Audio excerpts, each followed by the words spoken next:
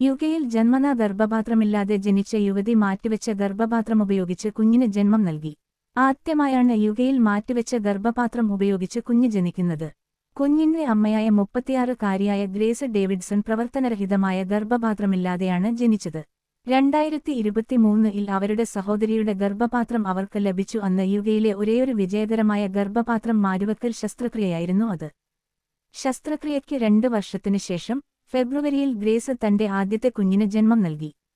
ഗർഭപാത്രം ദാനം ചെയ്ത ഗ്രേസിന്റെ സഹോദരിയുടെ പേരാണ് അവരും ഭർത്താവ് ആംഗസും 37 തങ്ങളുടെ മകൾക്ക് ആമി എന്ന് പേരിട്ടിരിക്കുന്നത്. 2 കിലോയിൽ കൂടുതൽ 4.5 പൗണ്ട് ഭാരമുള്ള കുഞ്ഞ് ആമിയെ ആദ്യമായി കയ്യിലെടുക്കുന്നത് അവിശ്വസനീയവും അതിശയകരവുമായിരുന്നു എന്ന് അമ്മ ഗ്രേസ് പറയുന്നു. വടക്കൻ ലണ്ടനിൽ താമസിക്കുന്ന ഗ്രേസും ആംഗസും സ്കോട്ട്ലൻഡിൽ നിന്നുള്ളവരാണ്.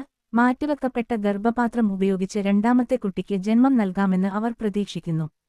ഗ്രേസിന്റെ ഗർഭപാത്രം മാറ്റിവെക്കൽ ശസ്ത്രക്രിയയ്ക്ക് ശേഷം മരിച്ച ദാതാക്കളെ ഉപയോഗിച്ച് 3 ഗർഭപാത്രം മാറ്റിവെക്കൽ ശസ്ത്രക്രിയകൾ കൂടി നടത്തിയതായി ശസ്ത്രക്രിയ നടത്തിയ മെഡിക്കൽ ടീം അറിയിച്ചു.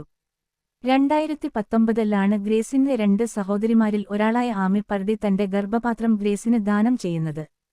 അവർക്ക് അപ്പോൾ 2 കുട്ടികളുണ്ടായിരുന്നു. ന്യൂസ് 4-ന് വേണ്ടി ജിൻസി കുര്യൻ.